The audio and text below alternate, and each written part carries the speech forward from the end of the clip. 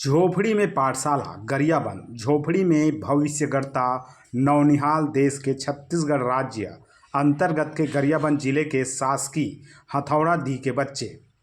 पाठशाला का दृश्य देखकर आप भी हो जाएंगे आश्चर्यचकित, क्योंकि यही है हकीकत भारत डिजिटल इंडिया बनाने की स्पष्ट तस्वीर। कैसे करेंगे बड़े बड़े प्राइवेट स्कूलों के पढ़ने वाले बच्चों से प्रतिस्पर्धा, क्योंकि आज़ादी से आज तक सिर्फ गरीबों को ना तो अच्छा स्वास्थ्य सुविधाएं मिली और ना ही बुनियादी शिक्षा के लिए स्कूल। हर जगह पूंजीपतियों ने कब्जा कर रखा है, तो गरीब जाएंगे तो कहाँ जाएंगे, यह एक बड़ा सवाल है। राशन से लेकर सड़क तक, संसद तक राजनीतिक और पूंजीपतियों का कब्जा है। कैसे बढ़ेगा राष्ट्रपति के दत्तक पुत्रों की बच्चों का भविष्य? देखिए यह स्टोरी, जहां शिक्षा का मंदिर कुटिया में चल रहा है और सरकारी योजना की राशि को मिल बांट कर खा रहे हैं। क्या होगा देश का, राज्य का और प्रदेश के मूल निवासियों का? सरकार के द्वारा स्कूल जतन अभियान योजना अंतर्गत करोड़ों रुपया पानी की तरह बहाया जा रहा है, लेकिन धरातल पर यह योजना की तस्वीर कुछ और ही बयां कर रही है। आज हम आपको राष्ट्रपति के दत्तक पुत्र कुमार कमार जनजाति के गांव की तस्वीर दिखाएंगे, जहां पर जिला प्रशासन की पूरी पोल खोलते हुए तस्वीर देखने को मिल रही है। झोपड़ी में पाठशाला, दस्तावेज में लेटर लेवल, धरातल पर कुछ और ही। देखिए, गरियाबंद जिले के पहाड़ी में बसे घोर नक्सल प्रभावित क्षेत्र के शासकीय प्राथमिक शाला हथौड़ा डी में स्कूल भवन की छत गायब हो गया है और बदहाली की आलम यह है कि राष्ट्रपति के दत्तक पुत्र कहे जाने वाले विशेष पिछड़ी जनजाति कमार जाति के नौनिहाल बच्चे का भविष्य अब भगवान भरोसे है। स्कूल में छत नहीं होने से गांव में एक झोपड़ी में पढ़ाई करने को आदिवासी बच्चे मजबूर हैं, जबकि स्कूल में जतन अभियान के तहत 20 लाख रुपए की स्वीकृति हुई है, लेकिन अब तक स्कूल भवन नहीं बन पा रहा है। बच्चों के भविष्य के साथ में इतना बड़ा भद्दा मजाक हो रहा है। कागज में स्कूल भवन तो लेटर लेवल होना दर्शाया गया है, जबकि धरातल में नींव खोदकर छोड़ दिया गया है। स्कूल जतन अभियान योजना के अंतर्गत 20 लाख का भवन प्राथमिक शाला हथौड़े में स्वीकृत हुआ है, जिसका एजेंसी आरईएस विभाग के जिम्मे था। आरईएस विभाग के निविदा जारी हुआ, लेकिन कोई निविदा कार नहीं आने से भवन को बनाने वाले आदिवासी आयुक्त विभाग की कंधे जिम्मेदारी दी गई थी, लेकिन आदिवासी आयुक्त विभाग ने तो सारी हदें पार कर दी। मई 2024 में स्कूल भवन में नींव खोदकर छोड़ दिया गया, जिसके बाद से सुध लेना तो दूर, कोई अधिकारी झांकने तक नहीं आया।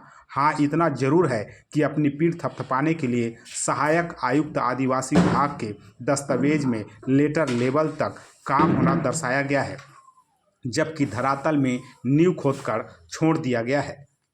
इधर इस मामले पर सहायक आयुक्त नवीन भगत का कहना है कि स्कूल भवन को तो 2 महीने से पूर्ण करा देंगे।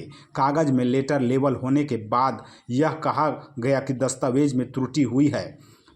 वहीं बिंद्रा नवागढ़ में कांग्रेस विधायक जनक ध्रुव ने स्कूल जतन अभियान में भारी भ्रष्टाचार का आरोप लगाया और सरकार को आड़े हाथ लेकर यह कहा कि बीजेपी सरकार अधिकारियों को लगाम लगाने में नाकाम साबित हो रहा है। यहाँ सिर्फ अधिकारी चाल चल रहा है। स्कूल जतन अभियान में सिर्फ जिले में 90 करोड़ की राशि आई थी, जिसमें सिर्फ 40 करोड़ ही खर्च हो पाया है। बाकी 50 करोड़ राशि वापस चली गई। इसके बड़ा दुर्भाग्यजनक बात और क्या हो सकती है। बहरहाल देखना होगा कि विदेशी पिछड़ी जनजाति कमार बच्चों को कब तक स्कूल भवन मिलेगा और कितने दिनों तक बच्चों को झोपड़ी में अपना भविष्य गढ़ना होगा, यह एक बड़ा सवाल है। देखिए खास खबर जीएमबी न्यूज़ चैनल से।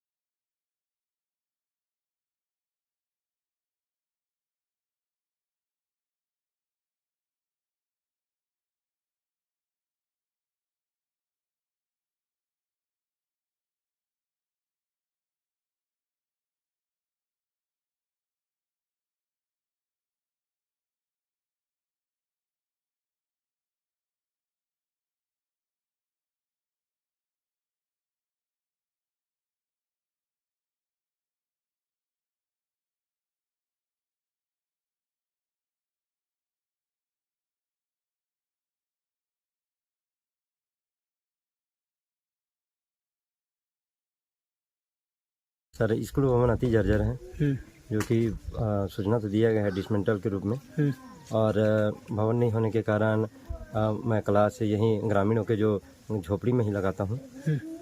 तो नया भवन के लिए स्वीकृति मिली है क्या? हाँ सर, नया भवन की स्वीकृति मिली है, लेकिन आज पर्यंत तक वो प्रारंभ है। अच्छा, क्या क्या वो कब से वो वहाँ पर नींव खोद के छोड़ दिया गया? ये सर मई 2024 की बात है। वहाँ नींव का खुदाई हुआ था, जो कि आज तक भवन नहीं बन पाया है। तो कितना दिक्कत होता है सर? यहाँ तो बहुत दिक्कत होती है। बरसात के दिनों में बच्चे को पढ़ाने के लिए भवन तो है ही नहीं, तो मैं एक ग्रामीण के घर में ही पढ़ाता हूँ। क्या नाम लिखते हो? मेरा नाम है नरेंद्र कुमार सोरी, प्राथमिक शाला हथौड़ी। भवन जर्जर है सर, इसलिए ना झोपड़ी में पढ़ाते हैं बच्चे को। कई साल से मतलब जर्जर हो गया है, और नया भी स्वीकृति है हो गया है, लेकिन वो भी अधूरा है। कहाँ तक बना है? वो तो मात्र खोदाई बस, कलम गड्ढा बस हुआ है सर, बाकी तो वैसी है। कब से कलम गड्ढा खोद के छोड़ दिया? लगभग 2-3 महीना हो गए सर। काम नहीं कर रहा? काम नहीं चल रहा है। तो झोपड़ी में कब से पढ़ा रहे हैं? झोपड़ी में 3-4 साल हो गए सर पढ़ा रहे हैं। क्या नाम लिखते हो? नेकराम यादव। तो स्कूल जतन योजना के तहत जो प्राथमिक शाला हथौड़ा डी है, वहाँ के लिए तो कितने की राशि स्वीकृति हुई, तो क्यों काम नहीं हो पा रहा है, तो क्या कारण है? वहाँ पे 20 लाख का स्वीकृत हुआ था प्रथम चरण पे, परंतु वहाँ पे 3 बार टेंडर लगाया गया, लेकिन तीनों बार कोई आदमी नहीं आया। मतलब निविदा का नहीं आने के कारण वो निरस्त हेतु हम जिला कलेक्टर और वो जिला शिक्षा अधिकारी को भेज दिए हैं। फिर बाद में ये कितना 7/10/2023 को एजेंसी इसका सहायक आयुक्त आदिवासी विकास गरियाबंद को बनाया गया है। क्या वजह है सर कि वहाँ पर काम नहीं कर रहा है? क्या अब नहीं, वो तो वही बता पाएंगे, क्योंकि अब हम तो एजेंसी रहे नहीं, अब काम नहीं कर रहे हैं। लेकिन ऐसा सब नींव भी खोदा गया। अब वो तो पता करना पड़ेगा, अब नहीं बता पाऊंगा मैं, अब वही बता पाएंगे। बहुत ही दूरस्थ अंचल है हथौड़ा दी, और मैं खुद भी 2 बार वहाँ गया था। तो बारिश के मौसम के कारण जो है कार्य स्लो था वहाँ, पर अभी जो है आने वाले 2 महीने में ही हम लोग सब काम को वहाँ कंप्लीट करा लेंगे। 2 महीने में हम लोग पूरा अप टू डेट वहाँ करवा लेंगे। हाँ, वो त्रुटि है, जानकारी आने में त्रुटि हुई थी, उसको सुधार कर लेते हैं। नक्सल प्रभावित क्षेत्र आमामोरा से लगे हथौड़ा डी प्राथमिक शाला भवन जर्जर है और बच्चे झोपड़ी में पढ़ रहे हैं, लेकिन वहाँ की स्थिति बद से बदतर है। क्या इस मामले पर कार्रवाई करेंगे और क्या इस पर ध्यान देंगे आप?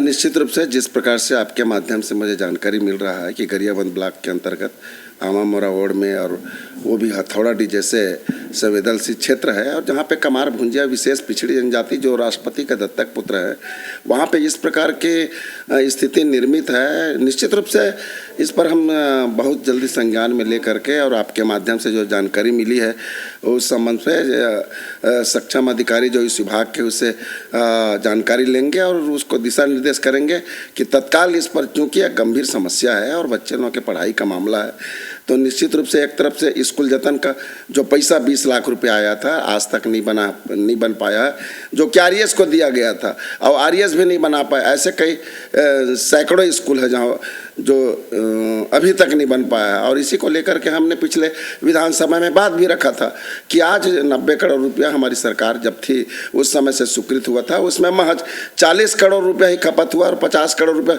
आज भी खपत नहीं हो पाया। तो यह बहुत ही गंभीर समस्या है, और आज बच्चे को ये सरकार जो है, ये भाजपा की सरकार जो है, यहाँ पे 2047 विजन की बात करते हैं, या डबल इंजन की सरकार चल रही है, चाहे देश में हो चाहे प्रदेश में हो, और ये फेलवर साबित है। मैं समझता हूँ ये उनके शासनकाल में ये कहा जाए ये अधिकारी राज चल रहा है, अधिकारियों में लगाम नहीं है। निश्चित रूप से इस मामला को लेकर के सक्षम अधिकारी को निर्देशित करेंगे, और अगर समस्या का समाधान नहीं हुआ तो निश्चित रूप से हम रोड से लेकर के सदन तक लड़ाई लड़ेंगे। भैया, हैरानी की बात यह है कि धरातल में नींव तक खुदाई हुआ है और कागज में लेटर लेवल दिखा रहे हैं, तो क्या मानते हैं, अधिकारियों की लापरवाही या फिर मिली भगत है? निश्चित रूप से इस पर जो भी ठेकेदार होगा, उससे संबंधित जो भी ठेकेदार होगा वो संबंधित अधिकारी से संज्ञान में लेकर के बात करेंगे, और जो भी दोषी होगा उस पर कार्रवाई की मांग करेंगे।